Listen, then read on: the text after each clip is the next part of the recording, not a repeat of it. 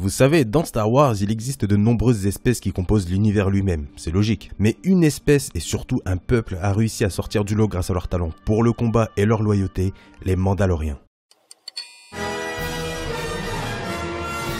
Avant tout, sachez que les Mandaloriens avec des armures extra classe, des gadgets, etc., c'est pas eux les premiers Mandaloriens. Et à l'époque, ce n'était même pas encore ce nom-là qui était donné, puisque les pionniers de cette origine se nommaient les Taogs. Et ils n'avaient rien d'humain comme la plupart des Mandaloriens d'aujourd'hui, mis à part qu'ils marchaient sur deux pattes, mais leur tête était plus similaire à des lézards qu'à des humains. Les Taogs étaient de grands guerriers, mais surtout des indigènes de la planète de Coruscant. Et oui, cette planète n'a pas toujours été comme elle l'est aujourd'hui. Enfin, du moins comme tout le monde la connaît. Avant, il n'y avait pas de Jedi, pas de République et pas de grands bâtiments. Faut savoir que comme pour les Mandaloriens d'aujourd'hui, les Taogs étaient répartis en différents clans avec une loyauté sans faille. Faut savoir que contrairement à maintenant, les Taogs ne se battaient pas entre eux, alors que les Mandaloriens d'aujourd'hui, ils s'affrontent beaucoup quand même entre clans. Bref, sur Coruscant, les Taogs vivaient avec une autre tribu très puissante nommée les Zael, qui étaient tous humains. Pendant des années, les deux peuples étaient en guerre pour le contrôle total de Coruscant, et pendant leur guerre, les Taogs prirent le nom de Dar Werda Verda, qui signifiait guerrier de l'ombre en Mandoa. Et plus tard, ce nom sera repris par les Mandaloriens pour leur champ de guerre.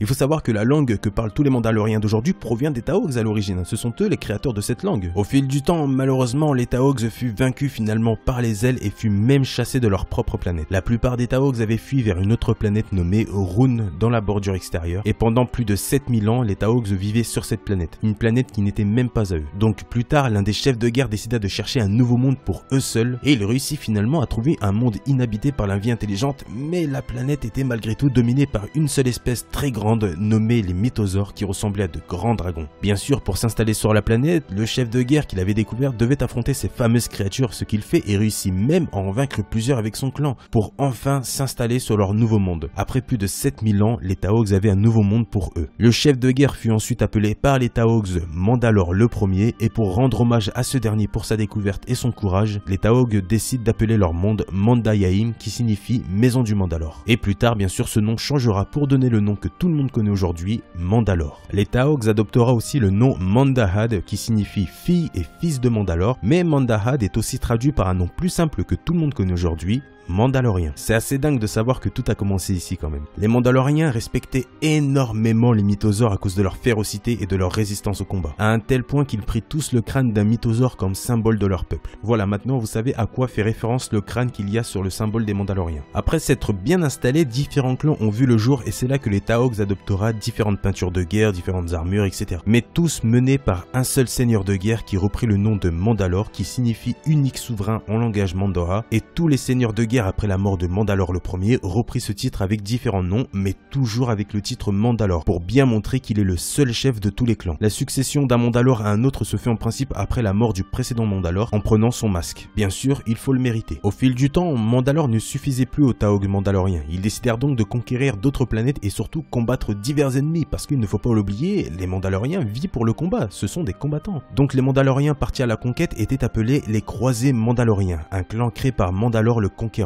La grande qualité des croisés, c'était l'acceptation des différentes espèces dans leur rang pour devenir eux-mêmes des Mandaloriens. C'est ça qui était bien. Les Mandaloriens n'étaient pas qu'une espèce pour les Taogs, mais aussi un peuple. Donc on pouvait par la suite trouver des Mandaloriens de différentes races autres que les Taogs, et ça c'est vachement cool. Bon, même si les Taogs restaient les Mandaloriens originaux, mais ce mélange changea à jamais le peuple mandalorien. Qu'importe sa différence, tant que vous aviez l'envie de vous battre et que vous étiez un bon guerrier, il y avait moyen pour rejoindre les Mandaloriens et en être un pour au final partager les cultures tous ensemble. Par contre, il faut savoir une chose, malgré l'acceptation de différentes races, seuls les Taogs pouvaient devenir des Mandalores. Plus tard, tous les Mandaloriens furent pris dans une nouvelle guerre. Le seigneur de guerre de l'époque, un Tog nommé Mandalore l'Indomptable, défia le Jedi noir devenu Sith nommé Ulic Qel-Droma en combat singulier. Malheureusement, le Mandalorien fut vaincu et jura donc loyauté de la part de tous les Mandaloriens au seigneur Sith Ulic, qui était surtout à l'époque l'apprenti d'un seigneur Sith très puissant nommé Exar Kun. Donc tous les Mandaloriens aident Exar Kun et les Sith dans une guerre contre la République Galactique. Ce fut donc la première guerre des Mandaloriens contre la République. Ces derniers avaient même attaqué leur ancienne planète Coruscant.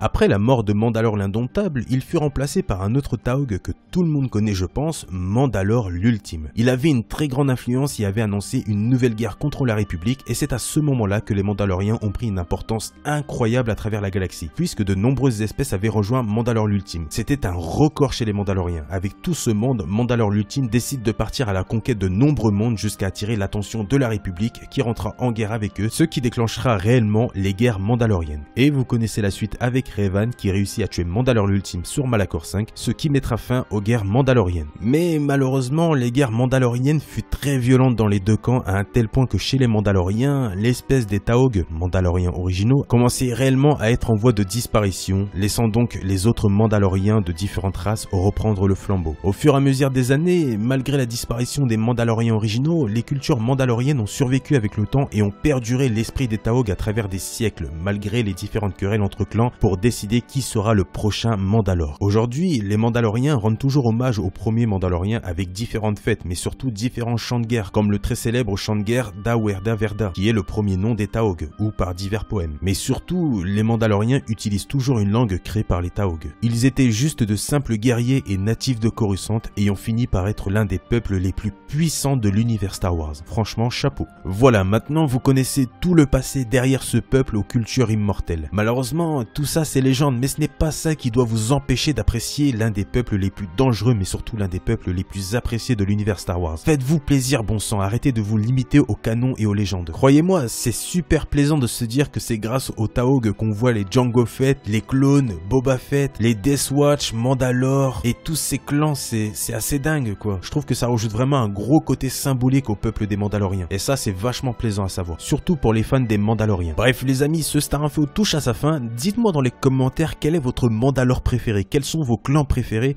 que ce soit canon ou légende, on s'en fout. Faites-vous plaisir dans les commentaires, dites-moi tout ça. J'ai vraiment hâte de voir tous les fans des Mandaloriens se manifester. Bien sûr, si la vidéo vous a plu, comme d'habitude, le petit like les amis, ça vous coûte rien. Comme je le dis toujours, vous êtes toujours là pour les likes, donc je compte sur vous, j'ai confiance en vous, donc n'hésitez pas. Et surtout, partagez la vidéo autour de vous partout sur le net, ça me ferait vraiment très plaisir. Sur ce, je vous laisse, je vous dis à plus tard, pensez à vous abonner si la chaîne vous plaît, et on se dit à la prochaine. Salut à tous.